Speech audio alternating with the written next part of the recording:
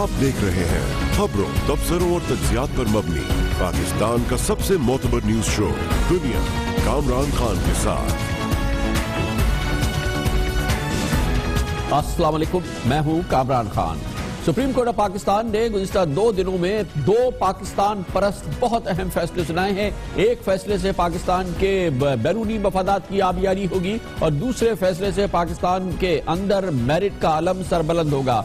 आज supreme court of Pakistan ने तिलोर के शिकार पर पाबंदी खत्म कर दी, जिसका एक बहुत अहम फायदा होगा पाकिस्तान के अरब ममालिक के साथ जो ताल्लुकात पे तनाव की सी फजा है। ये फैसला उसमें बहुत ही उसको बेहतर बनाने में बहुत माविन साबित होगा। गुज़िश्ता रोज सुप्रीम कोर्ट ऑफ पाकिस्तान ने साबिक वफाकी वजीर और पेट्रोलियम जनाब अनवर सैफुल्लाह की करप्शन पर ताहियात इंतखाबी नाअहली 1 साल सजा और 50 लाख जुर्माने का 16 साल पुराना फैसला बहाल कर दिया।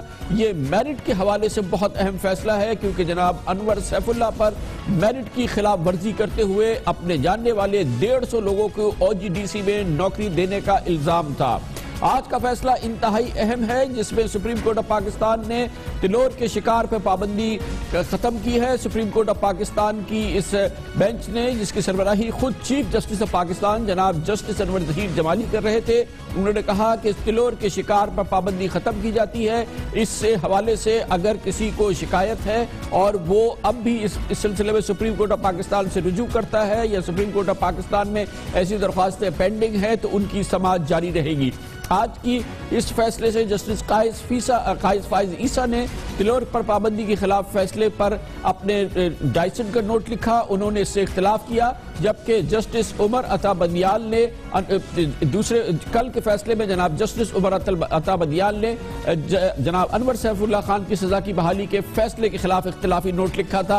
ये दोनों अहम फैसले हैं, जिसमें 2 इख्तिलाफी नोट आए हैं, मगर अक्सरियत ने इन दोनों फैसलों को तस्लीम किया है, इन दोनों फैसलों के हक में फैसला दिया है। तिलोर की शिकायत के इजाजत से मुताल्लिक बहुत अहम मामला था, क्योंकि वफाकी हुकूमत, हुकूमत पंजाब, हुकूमत सिंध और बलूचिस्तान की हुकूमतों ने अलहदा नजरसानी की पटिशन दायर की थी, जिसमें सुप्रीम कोर्ट ऑफ पाकिस्तान के उस फैसले के खिलाफ नजरसानी की दरख्वास्त की थी जो साबिक चीफ जस्टिस जनाब जस्टिस जवाद एस ख्वाजा की सरबराही में 3 रुकनी बेंच ने दिया था। जनाब जस्टिस जवाद एस ख्वाजा इस मामले में बहुत ज्यादा उन्होंने जो उनके ऑब्जर्वेशंस थे, जो उनकी शोला बयानी थी इस समाअत के दौरान, वो यकीनी तौर पे काबिल जिक्र थी। ये फैसला हुआ था और इस फैसले के बाद जो कि पाकिस्तान में सुप्रीम कोर्ट ऑफ पाकिस्तान के हवाले से तिलोर के शिकार के खिलाफ था, इस सूरत हाल में जबकि पाकिस्तान के अरब ममालिक खास तौर पे जो पाकिस्तान के जो गल्फ के GCC कंट्रीज के साथ ताल्लुकात है, उस पे इसका डेंट हुआ। ये यकीनी तौर पे एक अहम बात है, क्योंकि पाकिस्तान में तिलोर के शिकार के हवाले से ये बात बहुत अहम है कि अरब ममालिक के बहुत अहम शख्सियात इस शिकार के लिए यहाँ पर आती हैं। ये तिलोर का जो परिंदा है, ये पाकिस्तान में होता नहीं है, माइग्रेटरी बर्ड है जो मौसम के साथ यहाँ पर आता है, यहाँ से चला जाता है। इसलिए सूबाई हुकूमतों का और जो दूसरे लोग इस शिकार पर पाबंदी के खिलाफ थे, उनका कहना यह था कि दरअसल इस परिंदे का पाकिस्तान से ताल्लुक नहीं है। और इस हवाले से बात भी बहुत अहम है कि तिलोर की अफजाइश के लिए खुद अरब ममालिक खुद भरपूर कोशिश करते हैं और इसके लिए तिलोर की एक्सटिंक्शन ना हो, वो मुकम्मल तौर पे ख़त्म ना हो, ये खुद अरब ममालिक इस बात को यकीनी बनाते हैं। इस मामले की अहमियत, स्ट्रेटेजिक अहमियत के हवाले से हमने 5 और 19 अक्टूबर को 2 प्रोग्राम किए थे, जिसमें हमने इस मामले को उजागर किया था और इस बात से भी आगाह किया था अपने व्यूअर्स को कि दुबई एक्सपो 2020 के माशी पहलू और सऊदी अरब के यमन के तनाज़े में जो पाकिस्तान के अरब ममालिक के साथ सख्त तनाव पैदा हो गया है, उसमें अरबों के सकाफती खेल तिलोर के शिकार पर पाबंदी पाकिस्तान के अरब रियासतों के साथ बिरादराना ताल्लुकात में एक बड़े तनाव का सबब बन रही है और इस पाबंदी पर नजरसानी की जरूरत है। तिलोर का मामला बहुत ही अहम है, क्योंकि ये पाकिस्तान और अरब दुनिया के दरमियान, खास तौर पर पाकिस्तान, मुत्तहिदा अरब इमारात और पाकिस्तान और सऊदी अरब के ताल्लुकात के दरमियान एक बहुत बड़ी डोर का काम देते हैं। अरब शहजादों की आमद और तिलोर के शिकार के दौरान पाकिस्तान के रेगिस्तानी इलाकों में ऐसा लगता है कि सहरा में एक बाग किसी कैफियत हो जाती है। तिलोर की शिकार की वजह से तिलोर जो है वो नापैद हो जाएगा, लेकिन सूरत हाल इसके मुखालिफ भी बहुत सारे आर्गुमेंट्स मौजूद हैं। اربوں کے شکار کی دعوت دینا خارجہ پالیسی کا حصہ ہے اور ماضی کی طرح 2015 کے شکار کے سیزن کے لیے غیر ملکی شخصیات کو دعوت دی گئی ہے۔ آج سپریم کورٹ کے جسٹس جناب ثاقب نثار نے 5 رکنی لارجر بینچ کا 8 جنوری کا فیصلہ جو محفوظ کیا اور عبوری فیصلہ سنایا، اور گزشتہ سال 19 اگست کو سابق چیف جسٹس جناب جسٹس جواد خواجہ کی سربراہی میں جس 3 رکنی بینچ نے تلور کی شکار پر پابندی عائد کی تھی، اس فیصلے کو کالعدم قرار دے دیا۔ وفاقی اور صوبائی حکومت نے نظر ثانی کی درخواستوں میں موقف اختیار کیا تھا کہ اربوں کو شکار کی دعوت دینا خارجہ پالیسی کا حصہ ہے، ان معاملات میں اعلیٰ عدلیہ مداخلت سے عموماً گریز کرتی ہے۔ گزشتہ 4 دہائیوں سے وزارت خارجہ عرب ریاستوں کی اہم شخصیات کو تلور کے شکار کی دعوت نامے جاری کرتی ہیں۔ تلور اب نایاب مہمان پرندہ نہیں رہا کیونکہ عرب شہزادے تلور کے شکار کے ساتھ ان کی افزائش نسل بھی کثرت سے کر رہے ہیں۔ پاکستان میں شکار پر آنے والی عرب شخصیات بہت سرمایہ لے کر آتی ہیں جو مقامی اکانومی کو، مقامی افراد کے معیار زندگی کو بہتر بنانے میں مدد کرتے ہیں۔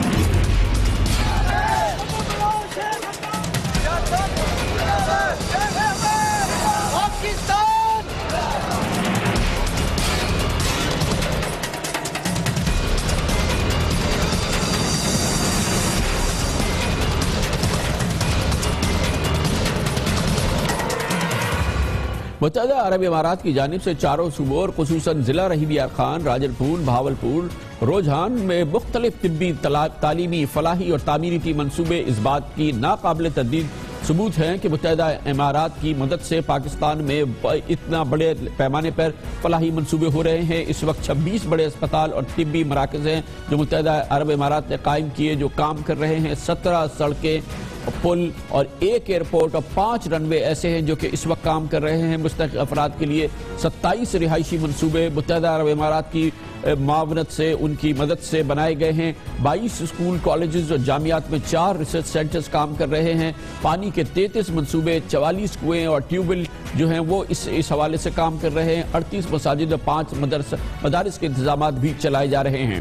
ماحولیات اور جنگلی حیات کے تحفظ کے لیے 17 پروجیکٹ بھی بنائے گئے ہیں جس کی پیٹرنیج جو ہے متحدہ عرب امارات کر رہی ہے۔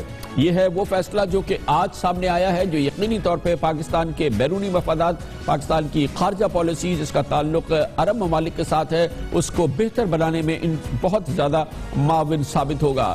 اس کے علاوہ کل سپریم کورٹ آف پاکستان کا ایک اور بہت اہم فیصلہ آیا تھا جس میں گزشتہ روز سابق وفاقی وزیر برائے پیٹرولیم انور سیف اللہ کی کرپشن پر انتقامی نااہلی سزا اور جرمانے کو بحال کیا گیا تھا۔ یہ پاکستان پرست فیصلہ کہا جا سکتا ہے۔ ایک اور بہت اہم فیصلہ تھا جناب جسٹس آصف سعید کھوسہ کی سربراہی میں جناب جسٹس اقبال حمید الرحمان اور جسٹس عمر عطا باندیال نے یہ فیصلہ سنایا تھا، اور اس نے لاہور ہائی کورٹ کے فیصلے کو کالعدم قرار دیا تھا جس میں کہ انور سیف اللہ کو او جی ڈی سی ایل میں 145 افراد کی غیر قانونی بھرتیوں کا ذمہ دار قرار دیا گیا تھا۔ جسٹس آصف سعید کھوسہ نے ریمارکس دیے کہ 145 افراد کو سیاسی دوستوں کو خوش کرنے کے لیے بھرتی کیا گیا تھا۔ انور سیف اللہ کے اقدام کو مجرمانہ قرار نہ دینے سے اتفاق نہیں کرتے۔ نیب اور عدالتیں منصفانہ اور مہذب معاشرے کے لیے کردار ادا کریں۔ وزراء اور بیوروکریسی کا سیاسی گٹھ جوڑ میرٹ کی تباہی کا باعث بنتا ہے۔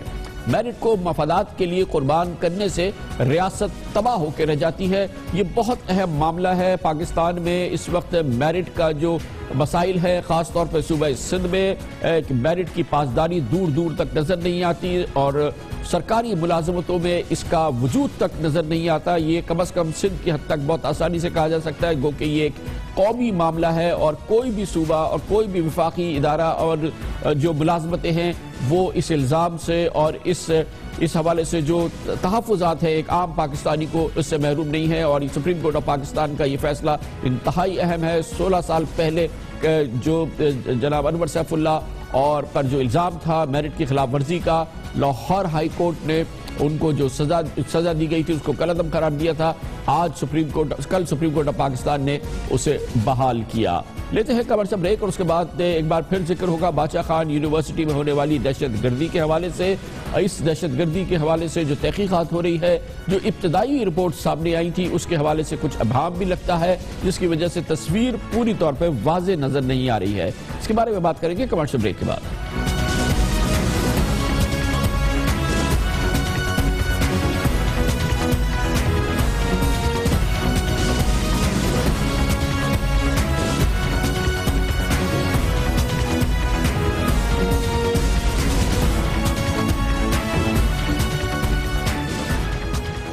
باچا خان یونیورسٹی میں ہونے والی دہشت گردی کے بعد پوری قوم افسردہ ہے اور پوری قوم کے جذبات جو ہے وہ غصے میں ہے، غصے کا عالم ہے، اور یقینی طور پہ یہ جذبات مکمل طور پہ بپھرے ہوئے ہیں ان غم زدہ خاندانوں میں جن کے پیارے اس دہشت گردی کی نظر ہو گئے، جنہوں نے جام شہادت نوش کیا۔ یہی صورتحال کا آج سامنا کرنا پڑا صوبہ خیبر پختونخوا کے وزیر اعلیٰ پرویز خٹک کو، جب وہ سوابی گئے جہاں پر انہوں نے حامد حسین شہید کے ورثاء سے تعزیت کی۔ جناب پرویز خٹک آج سوابی گئے، گو کہ یہ بات متوقع تھی کہ وہاں پر جذبات بکھرے ہوں گے، لیکن یہ اچھی بات ہے، اس کی پرواہ نہ کی اور وزیر اعلیٰ پرویز خٹک سوابی گئے، اور یقینی طور پہ انہیں اسی صورتحال کا سامنا کرنا پڑا جس کی توقع تھی۔ جب بکھرے ہوئے جذبات کے ساتھ وہ لوگ جو حامد حسین شہید کے اقربا تھے، ان کے دوست تھے، وہ ابتلا پرویز خٹک پر اور حکومت پاکستان پر برس پڑے۔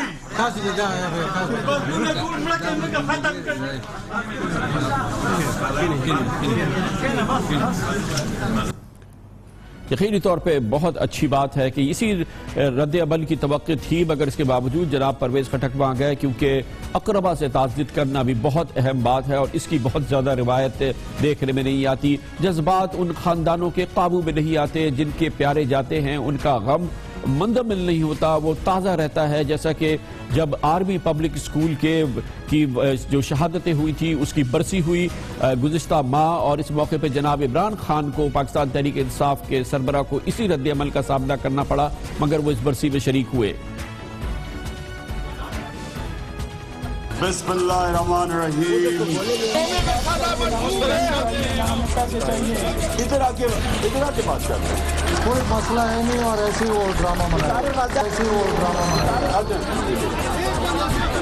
آپ ادھر رکھو، پھر بناؤ میں کہ جب ہم نہ دیں تب آرام سے اور کامل سے۔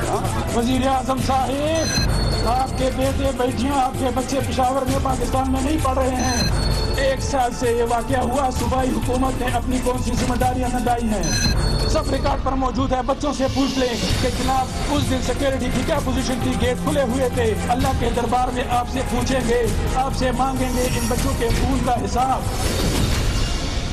اور یہ خون کا حساب تو یہ ورثہ، یہ قوم مانگتی ہی رہے گی۔ ایک بار پھر اسی قسم کا واقعہ ہوا ہے، اسی قسم کا حادثہ ہوا ہے، اور ایک بار پھر ابہام نظر آتا ہے کہ اصل تصویر کیا تھی۔ 4 سدہ کی باچا خان یونیورسٹی میں دہشت گرد حملے کی جو میڈیا رپورٹنگ ہوئی ہے، اس نے بہرحال فی الحال ایک کنفیوژن اور ابہام کو جگہ دی ہے اور کئی سوالات کو بھی جنم دیا ہے۔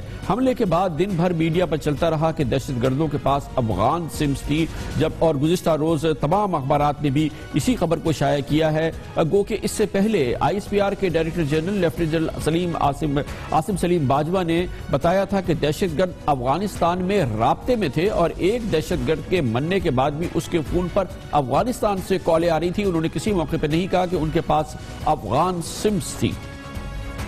2 ٹیلی فون ان کے پاس موبائل فونز تھے، ان کو ڈیفینیٹلی ان کا رابطہ تھا۔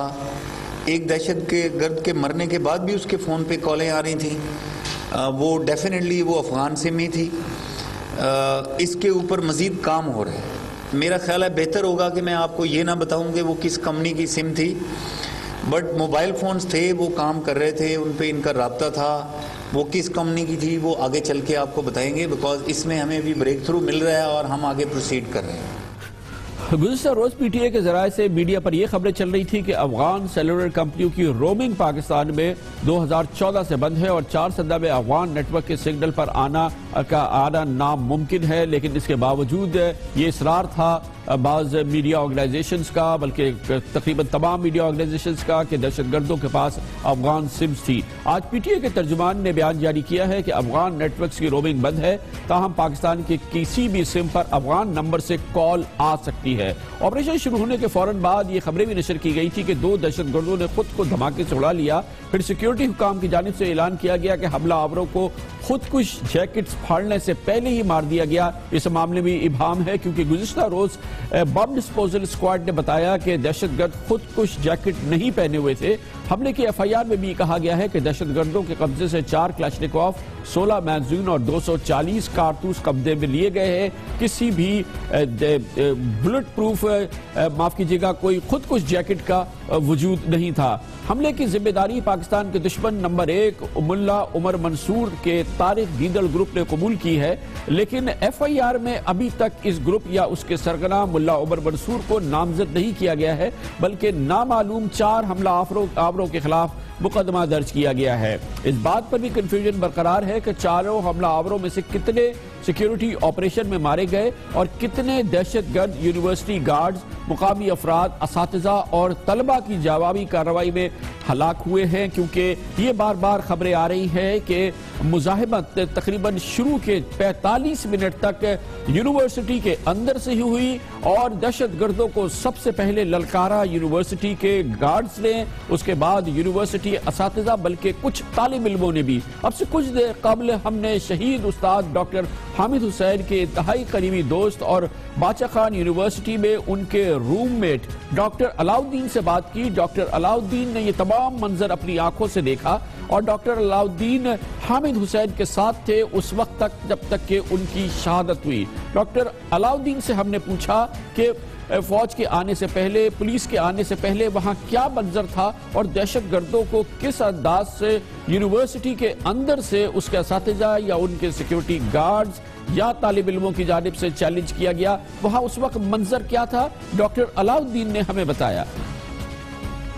صبح 9:30 پہ فائرنگ شروع ہو گئی، 9 بجے فائرنگ شروع ہو گئی۔ میں اور میرا دوست ڈاکٹر حامد حسین صاحب کمرے میں تھے، وہ شیو کر رہے تھے، میں بیڈ پہ تھا۔ فائرنگ جب شروع ہو گئی تو اس میں شدت آ گئی، اس میں گرنیڈ کی آواز آ گئی۔ فوراً پہنچے نہیں تھے کیونکہ ہمارے ہاسٹل اور بیچ کی جو پیچھے والی دیوار تھی اس میں کافی ڈسٹینس تھا۔ وہاں پر اکرام اللہ نامی ڈرائیور انہوں نے دیکھ لیا تھا تو وہ سیدھا ہاسٹل آ گئے تھے کہ ٹیررسٹ اندر آ گئے ہیں۔ جو ہاسٹل کی گیٹ پہ سیکیورٹی تھا اس نے فائرنگ کر دی۔ میرے خیال میں ان کے درمیان جو مقابلہ ہوا تھا تھوڑا بہت اس کی وجہ سے ہمیں پتہ چل گیا تھا، ورنہ یہ دائل ہونا چاہ رہے تھے۔ تبھی ہم نکل گئے تھے، کچھ بندے دیوار پار کے بھاگ گئے تھے باہر اور میں خود اپنے 5 ساتھیوں کے ساتھ ادھر ڈپارٹمنٹ میں جو قریب تھا حاصل کے وہاں پر ہم چھپ گئے تھے۔ ایک نام جو بہت ہیروئک نیم ہے وہ ہے کامران کا، ایک اسٹوڈنٹ ہے۔ انہوں نے جو لڑکے ہاسٹل میں تھے وہ اکٹھے ہو گئے تھے۔ کامران نے جو شہید ہو گیا ہے انہوں نے سب کو سمجھا کے نا مختلف کمروں میں ڈسٹریبیوٹ کر دیا۔ ان کے ساتھ پسٹل تھی، جو ہی یہ لوگ آئے تھے ان کے کمرے کے قریب تو انہوں نے فائرنگ کر کے، مجھے لگ رہا ہے مجھے پتا ہے جہاں تک انہوں نے ایک بندے کو شوٹ کر دیا تھا، لیکن یہ پتہ نہیں کہ وہ مرا تھا یا نہیں۔ کامران ہیروئک ایکشن تھا، یہ بھی دیکھنے میں آیا۔ سیکیورٹی گارڈز کا ہیروئک ایکشن تھا، یہ بھی دیکھنے میں آیا، کیونکہ تقریباً 40 منٹ لگے ہیں دھند کی وجہ سے اور پراکسیمیٹی کی وجہ سے پولیس اور فوج کے اس مقام تک پہنچنے میں۔ ابھی فی الحال یہ تفتیش جاری ہے، تحقیقات جاری ہیں، لیکن اب تک کی جو تصویر ہے وہ مکمل طور پہ واضح نہیں ہے۔ دیکھتے ہیں کہ آئندہ چند دنوں میں تصویر واضح ہوتی ہے اور اس کے بعد قوم کو اعتماد میں لیا جاتا ہے یا نہیں۔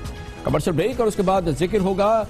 کل ایک بار پھر آدھا پاکستان تاریکی میں ڈوب گیا۔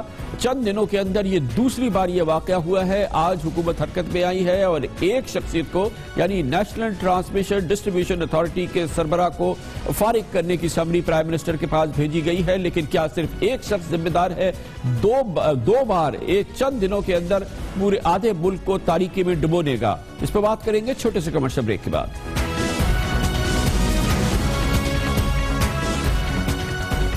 کل ایک ہفتے کے دوران بجلی کا دوسرا بڑا بریک ڈاؤن ہوا ہے، جس سے ایک بار پھر لگ بھگ ملک کا آدھا حصہ بجلی سے محروم ہو گیا۔ آج اس سلسلے میں حکومت حرکت میں آئی ہے۔ ایک ہفتے میں 2 بار آدھا ملک تقریباً بجلی سے محروم ہوا، اور آج حکومت نے national transmission distribution company NTDC کے مینیجنگ ڈائریکٹر ارشد چودھری کو برطرف کرنے کا فیصلہ کیا ہے۔ اس سلسلے میں ہمیں بتایا گیا ہے کہ وزارت پانی و بجلی نے ایک سمری وزیر اعظم کو بھیج دی ہے، اور وزیر اعظم کے احکامات ان کی سوئٹزرلینڈ سے واپسی کے بعد اس معاملے میں جاری کیے جائیں گے۔ اس ایکشن کی وجہ بتائی گئی ہے 2 بریک ڈاؤن جو پورے ملک میں ہوئے، اور 7 روز کے اندر 2 بڑے بریک ڈاؤن کا ہونا غیر معمولی بات ہے۔ بجلی کا پہلا بریک ڈاؤن کل ہوا تھا، اور اس کی وجہ بتائی گئی تھی کہ گندو پاور پلانٹ کی 500 کلو واٹ کی ٹرانسمیشن لائن ٹرپ کر گئی، اور پنجاب اور خیبر پختونخوا کے ایک بہت بڑے حصے کی بجلی غائب ہو گئی تھی۔ بریک ڈاؤن کے وقت قومی اسمبلی کا اجلاس جاری تھا۔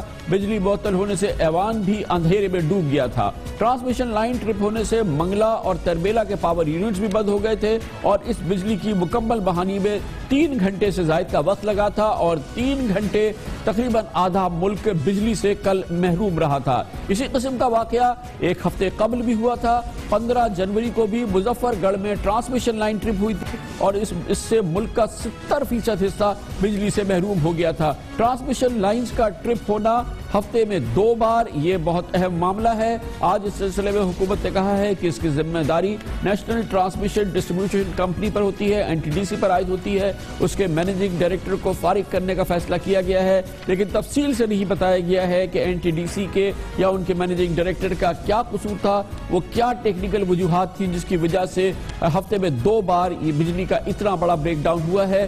گو کہ اس ہفتے میں 2 بار بجلی کا بریک ڈاؤن ہوا ہے، لیکن گزشتہ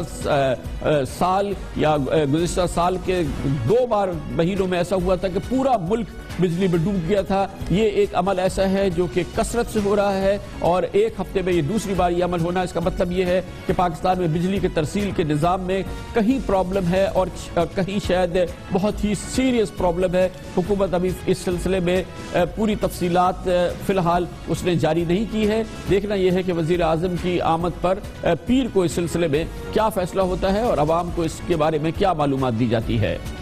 وقت ہے بریک کا۔ اس دوران آپ نیوز ہیڈ لائنز بھی دیکھیں گے۔ نیوز ہیڈ لائنز کے بعد ہماری آج کی دوسری اہم ترین خبریں۔